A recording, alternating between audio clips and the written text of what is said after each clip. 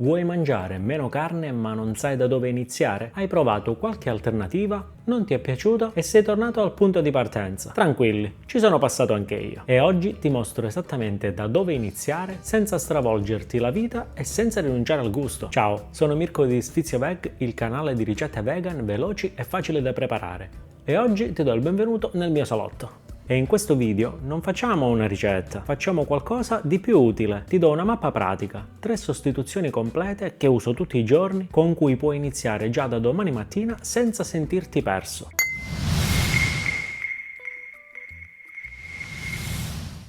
Ti svelo subito cosa faremo in questo video. Prima ti spiego il perché capire la logica ti aiuta a non mollare alla prima difficoltà. Poi vedremo subito 3 sostituzioni pratiche, analizzandole una per una, con trucchi veri, per farle funzionare davvero. E alla fine ti dico anche come mettere tutto insieme nella pratica quotidiana, così da non doverci pensare troppo. Ma prima ho una domanda per te. E voglio che ci pensi davvero. Qual è il piatto di carne che mangi più spesso durante la settimana? Pasta al ragù, petto di pollo o una pizza con la mozzarella? Scrivimelo nei commenti. Ti servirà tra poco, quando arriviamo alle sostituzioni. Ok, 2 parole giusto per iniziare e poi andiamo dritti subito alla pratica. Sia chiaro, non ti sto dicendo di diventare vegano già da domani. Non funziona così e lo sai già. Quello che funziona davvero è iniziare a sostituire un ingrediente alla volta nei piatti che già conosci e che ami. Perché questa strategia funziona? Perché non devi imparare a cucinare da zero. Ad esempio, prendi il ragù che hai sempre fatto, cambi un ingrediente e ottieni qualcosa di buono già alla prima prova. Partiamo dalla prima sostituzione, quella che uso di più e che consiglio sempre come punto di partenza: la carne macinata.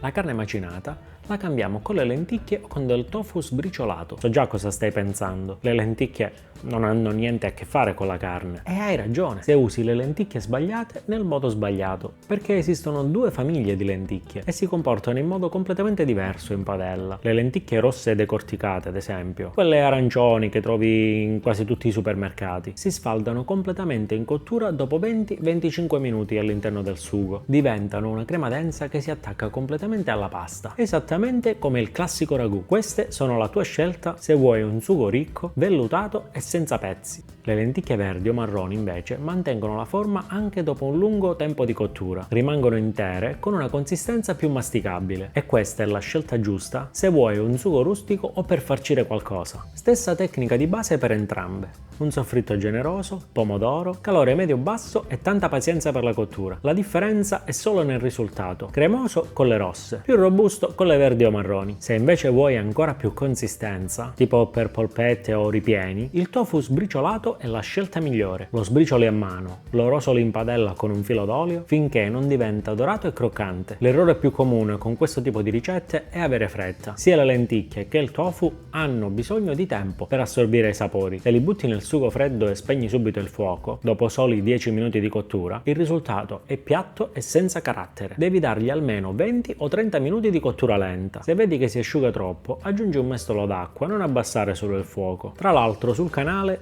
ho già pubblicato diverse ricette con queste sostituzioni. Le trovi tutte qui sul canale di Sfizio Veg o sul sito sfizioveg.com. Ti lascio comunque il link in descrizione, così puoi andare a curiosare e prendere dei spunti concreti per realizzare le tue ricette. Adesso passiamo alla seconda sostituzione, ma prima fermati un secondo. Se stai guardando questo video è perché vuoi veramente cambiare qualcosa, e questo già conta. Quindi iscriviti al canale e attiva la campanella, perché su Sfizio Veg trovi un nuovo video ogni settimana, sempre pratico e senza complicazioni. E se il video ti sta dando qualcosa di utile, lascia un like, mi aiuta tantissimo a far crescere il canale e a portare questi contenuti a più persone. Seconda sostituzione: pollo con i ceci o con il seitan.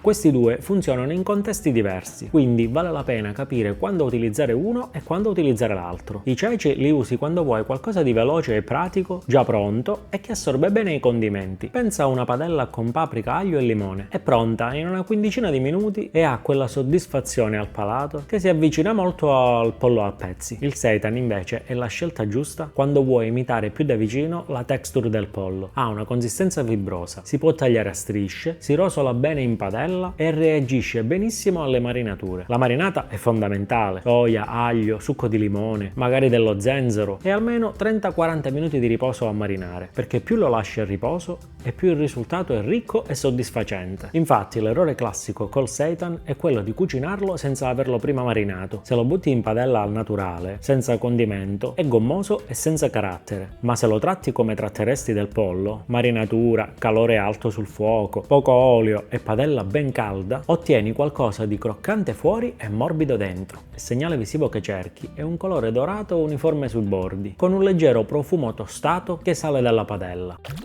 Se invece i ceci ti sembrano troppo morbidi dopo la cottura, il problema è quasi sempre il fuoco troppo basso all'inizio. Il trucco è rosolarli prima a fiamma alta, sentirli sfrigolare per bene in padella e solo dopo abbassare il fuoco e aggiungere i condimenti. In quei primi minuti di cottura ad alta temperatura si forma una crosticina sottile che tiene compatti i ceci per tutta la cottura successiva. Una piccola differenza, ma il risultato completamente diverso. Arriviamo adesso alla terza ed ultima sostituzione, quella che dicevo prima, che cambia completamente la prospettiva di molte persone e anche quella su cui c'è più confusione: i formaggi. Qui devo essere onesto con te. Le alternative al formaggio sono quelle che richiedono più adattamento mentale che tecnico, non perché siano peggiori, ma perché il formaggio ha una complessità di sapori costruita in anni di abitudine e le aspettative sono molto alte. Il modo giusto di approcciarsi è smettere di cercare la copia identica del parmigiano o della mozzarella. Invece, quello che bisogna chiederti è: cosa fa il formaggio in questo specifico piatto? Ad esempio, se dà cremosità, come in una pasta, la crema di anacardi ti stupirà sicuramente. E per prepararla è semplicissimo. Bastano degli anacardi ammollati, succo di limone, lievito alimentare in scaglie e un po' di acqua. Frullare tutto insieme e ottieni una salsa densa, vellutata, con un retrogusto quasi burroso. Il lievito alimentare in scaglie è la chiave di tutto.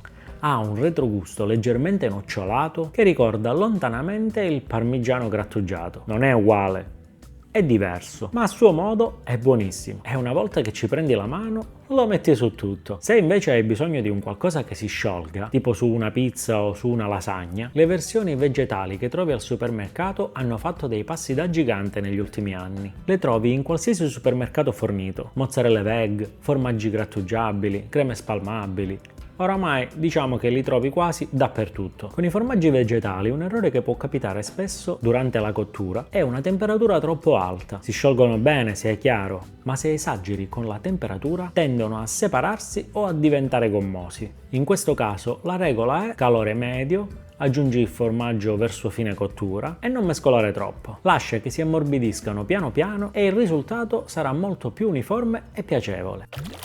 Ok, ora che hai in mano le 3 sostituzioni, vediamo come metterle in pratica nella vita di tutti i giorni. La strategia più semplice, quella che funziona davvero, è questa: una sostituzione a settimana. Non cercare di cambiare tutto insieme. Scegli un piatto che già fai bene e sostituisci solo quell'ingrediente lì. Ad esempio, la prima settimana provi le lenticchie rosse al ragù, la seconda settimana passi ai ceci saltati in padella al posto del pollo, la terza settimana sperimenti una crema di anacardi sulla pasta. Dopo sole 3 settimane hai già 3 piatti nuovi nel repertorio, senza sforzo extra, senza sentirti a dieta e soprattutto senza sensi di colpa se una sera non ci riesci. Un'altra cosa che aiuta tantissimo è avere sempre qualcosa di pronto nella dispensa: lenticchie già cotte, ceci in scatola, un blocco di seitan o di tofu. Con queste 4 cose, in qualsiasi serata a cui non sai cosa cucinare, puoi costruire un piatto completo in 20-30 minuti al massimo. Sul sito sfizioveg.com e anche qui sul canale YouTube trovi tantissime ricette che ho già pubblicato con questi ingredienti e ci sono tantissimi spunti che puoi utilizzare fin da subito. Infine ti do anche una risposta a una possibile domanda che stai per porti: quando sei fuori di casa, magari a cena da amici, come ti comporti? La risposta onesta è flessibilità senza sensi di colpa. Se mangi meno carne l'80% del tempo, stai già facendo qualcosa di concreto e reale. Non deve essere perfetto per funzionare, deve essere sostenibile. E prima di chiudere con questo video ti faccio un'ulteriore domanda. Di queste 3 sostituzioni, lenticchie, tofu, ceci, seitan, formaggi vegetali, quale ti spaventa di più? Scrivimelo nei commenti, così so su quale fare un video dedicato con una ricetta completa da utilizzare subito. Se questo video ti è stato utile, lascia un like. Davvero, Mi aiuta tantissimo a far crescere il canale e a portare questo tipo di contenuti ad altre persone come te. Inoltre, se non lo hai già fatto, ti invito a iscriverti al canale e attivare la campanella, così non ti perdi i prossimi video che usciranno qui sul canale. Ogni settimana, qui su Sfiziaveg, c'è sempre qualcosa di nuovo. E grazie di cuore per essere arrivato fino in fondo. Significa che l'argomento ti interessa davvero e questo per me vale tanto. Noi ci vediamo al prossimo video. Intanto goditi le tue nuove ricette vegane e fammi sapere com'è andata.